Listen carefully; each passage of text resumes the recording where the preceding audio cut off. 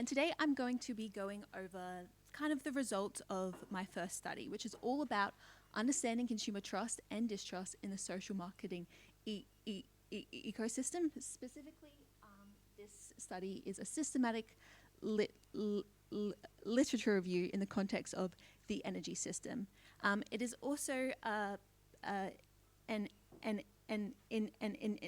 industry-funded PhD, meaning that I work closely with my partner, Essential and Energy, on this project. So I'm going to begin today by going over what I mean when I say trust and distrust. We all kind of know what trust and distrust are, but it's kind of difficult to define it. So when I'm talking about trust, so whenever we ask someone to be vulnerable or to try something new, we ask them to trust. This means that trust acts like a bridge that allows us to surpass perceived risks and go from the comforts and security of a known place to an unknown outcome. Trust does this by making favorable outcomes appear more likely and by giving us hope. Trust is therefore a key ingredient in how we make decisions and how we choose to interact and collaborate with other people, businesses, and organizations. It also means that trust is a key ingredient for society's ability to progress and kind of accept the innovation needed for us to tackle some of our biggest challenges. And this includes the transition to renewables. Also, in an increasingly vocal world, as we've discussed today, trust is just going to become increasingly important with the increased uncertainty and ambiguity that we are facing. Distrust, on the other hand, amplifies risk by making unfavorable outcomes appear more likely and kind of by making us scared and unsure about what's to come. Distrust, therefore, just doesn't stop us from going into the unknown, but elicits strong emotions, making us feel scared, afraid, and confused, which can put us into this state of self-preservation, where even the positive intentions of someone can be viewed as coming from a place of negative intent. Distrust is therefore really bad for society's ability to progress, as it doesn't just stop us in our tracks, but can also push us backwards.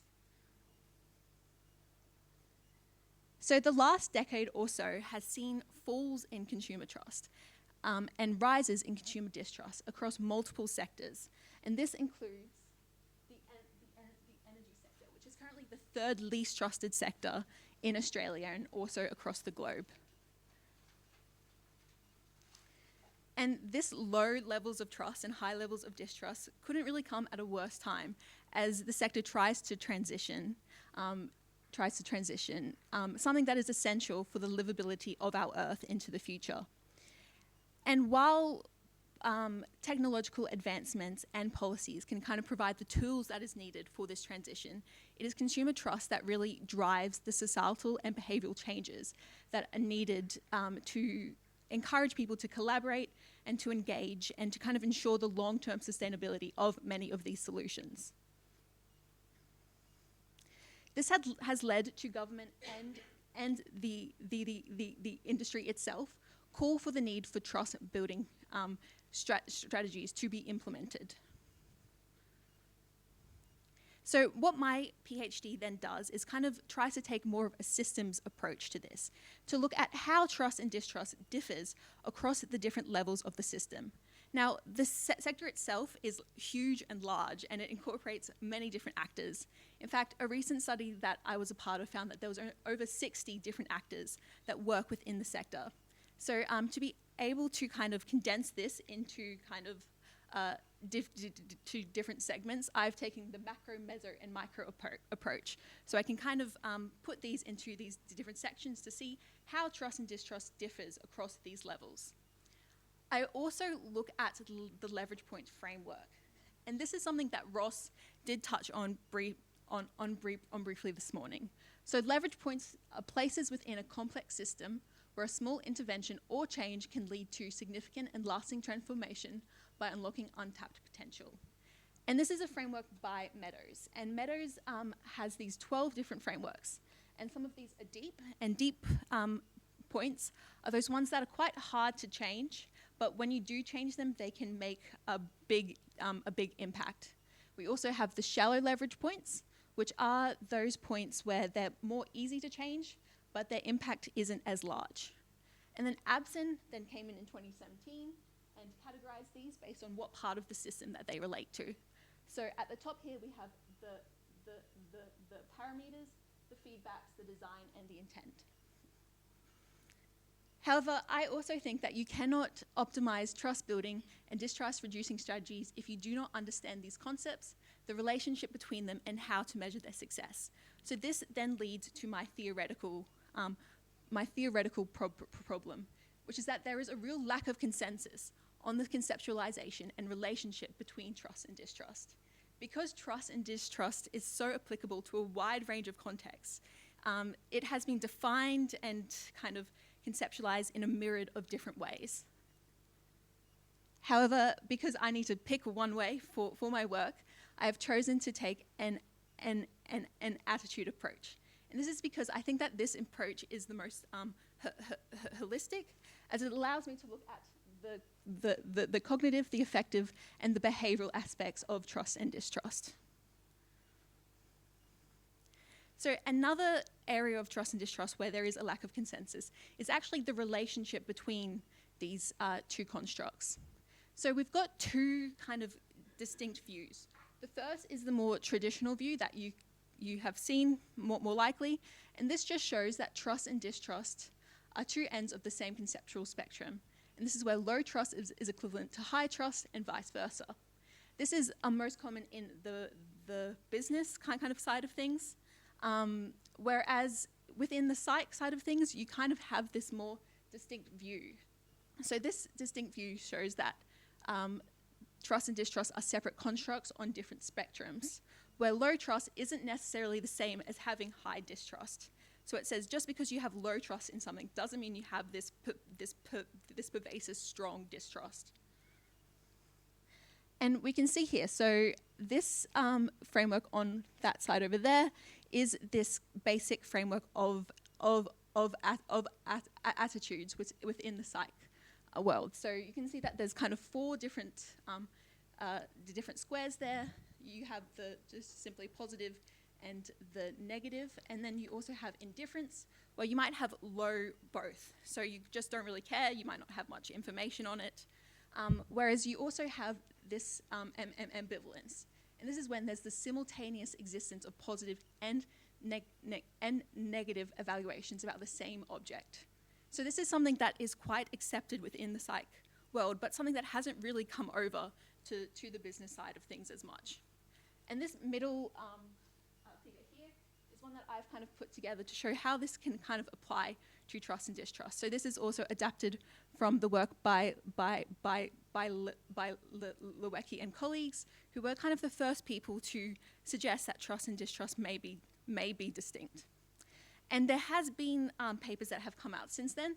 These are mostly quantitative papers, and they have found that trust and distrust can coexist in a single relationship. They do separate into different factors, and they have an asymmetrical impact on behavior. So when I say this, I mean distrust at the same level has a greater impact on behavior than trust at that kind of same level. So this really relates to like prospect theory. And then one of the most interesting evidence for this distinction is that trust and distrust seem to activate separate parts of the brain. And what we see here is, and what is very interesting, is while they both activate the uncertainty area of the brain, which relates back to kind of what I was saying at the start, how it's all about risk and uncertainty, the other parts are distinct. So trust is more in these cognitive areas of the brain related to like predicting behavior of others and so forth, whereas distrust is more in these emotional parts of the brain. So I'm sure you guys have heard of the amygdala, for instance. That's the fight, flight, or freeze part of the brain. So it really goes back to that idea that distrust is all about self-preservation and trying to prevent ourselves from being harmed. However, there are still suggestions that this might not be the case. And the main ones are that people will say that the internal contradictions involved in both trusting and distrusting is unsustainable. Therefore, it's not something that we can experience. There's also people that argue that while trust and distrust may be able to coexist, these attitudes would have to be weak. Therefore, they would not have a real impact on behavior. Alternatively, there are people that just say any evidence of independence is simply an artifact of method. So it's just not the case. Therefore, despite the separation or not of positive and negative valence constructs, such as trust and distrust, being a fundamental aspect of psychometric principle, a consensus and understanding has yet to be reached, and that's something that I want to explore. And then lastly, the last kind of place where we see these inconsistencies is the dimensionality of trust and distrust. So trust and distrust are composed of multiple different elements that interact with each other. So you might have trust in the competence, in the benevolence, or the integrity. That's kind of a very common way to look at it. As I said, there's been not much research on distrust as its own. So most of the time when they look at distrust, they just use kind of the opposite words. So you see incompetence, malevolence, and deceit as the dimensions. However, I think there's also a bit of a contextual kind of element to this. So papers have shown that for the sector specifically, competence, openness, authenticity, and responsibility are kind of those most important for the sector. And because there has been not much in the area of distrust, I'm just keeping with like the common ones, which is incompetence, malevolence, and deceit. So then, what was my study? So I did a systematic literature review of 70 papers, and this addressed two questions. So firstly, how does the services literature currently conceptualize trust and distrust in the sector? And the second was which service ecosystem level actors and leverage points can improve consumer trust and distrust in the sector. So I also did some thematic analysis to kind of look at how it differed across the different levels, and also whether there was differences between trust and distrust as well. So this is more of the descriptive findings. So similar to just the broader findings, there was a range of different kind of ideas around trust and distrust. However, I did find that 10 of the papers did have this distinct view, and this was useful for then when I went and did these codings, because I could draw from the results from these papers for that. I also found that there was actually a lack of papers that defined what trust and distrust were. There was lots, which kind of made it very confusing and really showed that there is kind of this lack of understanding. There were lots of different definitions and a bunch of different dimensions as well. So therefore, this just shows that trust and distrust are conceptualized and understood in a myriad of different ways, even in the exact same context. So then I went on to look at how trust and distrust then differed across trust and distrust, and again across the different levels. So the first one that I found was trust and distrust appeared to have slightly different antecedents. So the things that impacted trust were different to the things that the studies showed impacted distrust. So trust was more about participant opportunities, value alignment, and consumer autonomy, whereas distrust was more about the information quality, the lack of equity, and also market structures and powers, so really the institutional factors as well. We also showed that trust and distrust primarily stemmed from different levels of the system. So trust had this more this micro kind of it really came from the micro level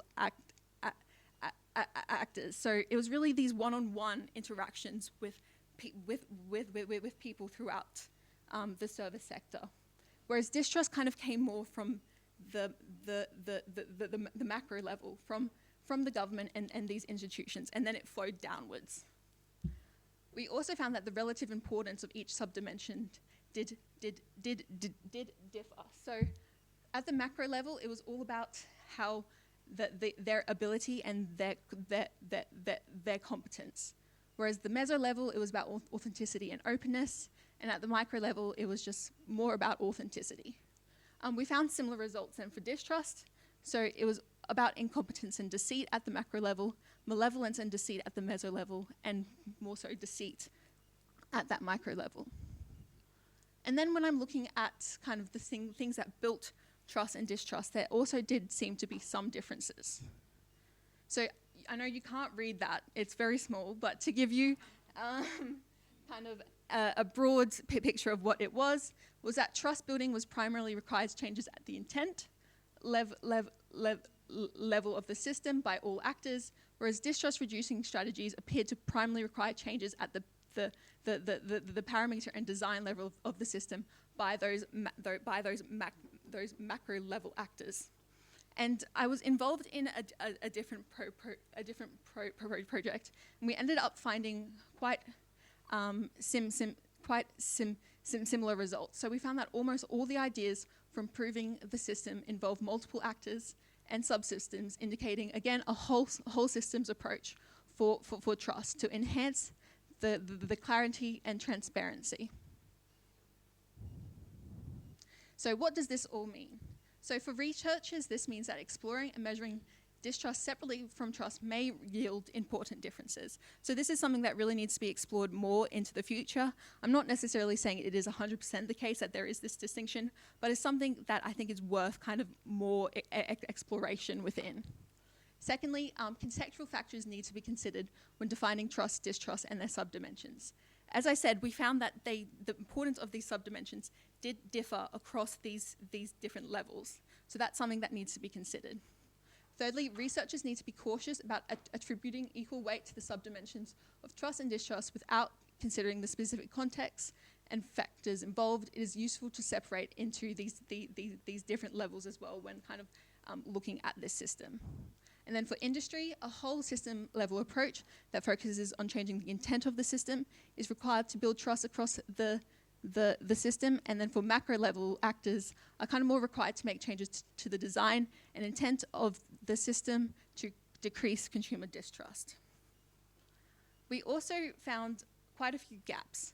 So one of the things is if you are kind of looking at trust and distrust as these distinct concepts, there has been no research then that has looked at the interplay between these two behaviors. How does having both consumer trust and distrust differ to just having trust or just having distrust? There's also this idea is should high trust and low distrust be considered ideal? We always think that trust is good, distrust is bad. But is this always the case? Can there be the case where some distrust may actually be good for both the consumer and for the service as well? Also, does trust or distrust in certain actors in the sector impact behavior differently? Does trust at one level impact one behavior? Does trust at a different level impact a different behavior? And then lastly, and the most important, if we are seeing these as distinct ones, is then how can we go on and measure them? How can we measure them in a way that kind of allows us to gauge these differences between these constructs? And that's everything. So thank you all for listening to my presentation, and let me know if there are questions.